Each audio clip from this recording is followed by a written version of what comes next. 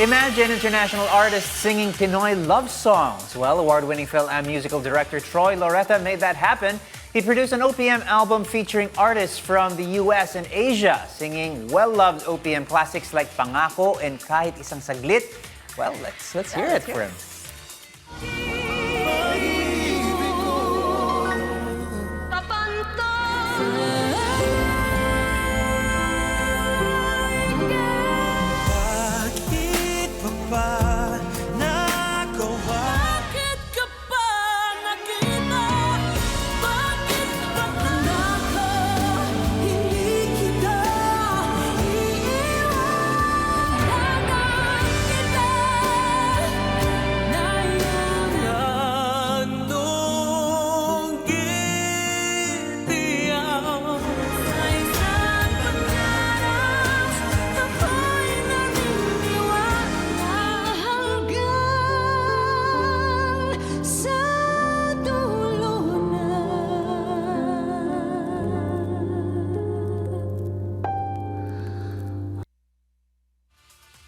Amazing! I have goosebumps just listening to that. Troy is with us here on New Day, and he joins us all the way from Los Angeles, California. Good afternoon to you, Troy.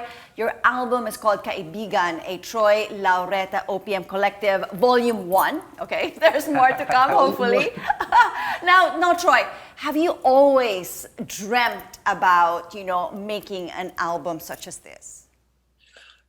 It's been a dream of mine for so long. And throughout my career, I've always wanted to create an OPM album, just with Filipino music. And finally in 2020, like with everything that's happening, I was able to make it happen. And I'm just so proud and so excited about this album and promoting OPM music. Troy, there's so many challenges here. Here we are trying to figure out ways to get things done. But here you are gathering this amazing roster of talents, teaching them how to speak and sing in flawless Tagalog, Filipino.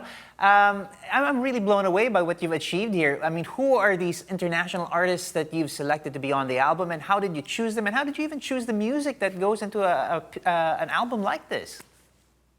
Well, Filipino music has been a part of my life for so long, and when I was choosing the songs, like these were just songs that I used to sing at like the karaoke bars or the magic mics or family gatherings. So, and me and Chessa, my sister on the album, we would sing these at funerals and weddings. So it was really easy. All these songs mean something to me, and all the artists as well.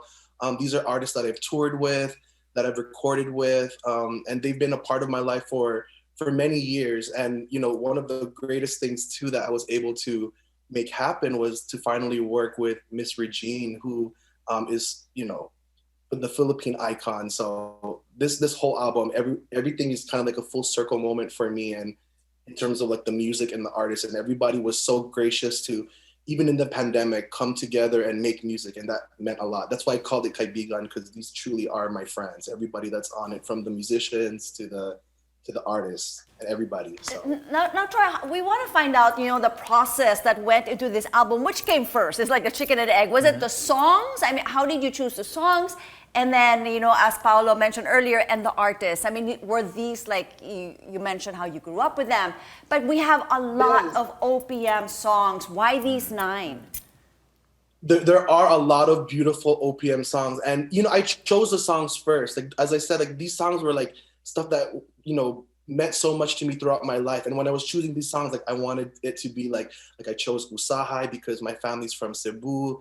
I chose Kahit Isang Saglit because that's my dad's favorite song. So I kind of like wanted to make a storyline of just like, a storyline with Filipino music. And when I was choosing these songs, I wanted each song to mean something at different parts of my life. And then when I was listening and arranging it, I kind of heard who I wanted to sing. Like, for Pangako, I was like, oh, Nicole would really kill this song. Or with Kailangan Kita, like Beat It is such a big thing in the Philippines. So I was like, Pia Toscano, I worked with her on the David tour, and that's all we do is Beat It. So it's a beautiful, it was a nice, I felt like I tailored each song to every artist perfectly. And it was such a joy to hear them sing it, like, especially when we started recording it.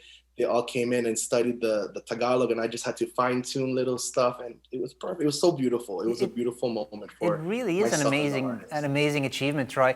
I mean, I feel the connection here. I mean, here you are, Filipino, grew up in Hawaii, eventually to LA, but you have this amazing sort of connection to the roots. And not only that, you seem to have sort of via osmosis passed it on to the artists who are involved in the album. When you listen to the music, you know, there's certain artists here who, you know, if you didn't know who they were, you would assume that they were native Filipino speakers. How long did it take you to work on this album? You know, putting the music together, again, teaching them the diction is flawless sometimes. It's an amazing achievement, it really is. That's such a huge compliment. Thank you. I'm so glad. You know, one of the things that I really wanted to make sure was to give it justice, not just with the music, but with the language. And I know, you know, obviously, most of these artists are foreigners, so we did the best we can. But it really didn't take a lot of time. The whole album took probably 2 months to get put together, and then the artists came in a day, and just I gave them the song maybe like 2 weeks ahead of time, and they came in and studied it, and really. We also even wanted to know what it meant. So like when you hear like the songs, like you kind of, the emotion behind it, I feel is there too. So that's what I really strive for, like when it came to like the music and producing it. Like I wanted to make sure like they got the emotions right, the words right. And we worked hard on that. It took like a couple months of really just knocking it out. Wow, during the pandemic. only a couple months. Amazing, and congratulations to you. And you have definitely, you know, piqued, I'm sure, the interest of our audience, and they can listen to these beautiful songs on Spotify. Once again, congratulations to you, Troy, at Maraming Salamat. Thank you so much for joining us here on New Day for all the news you need and more. We look forward to more albums from you.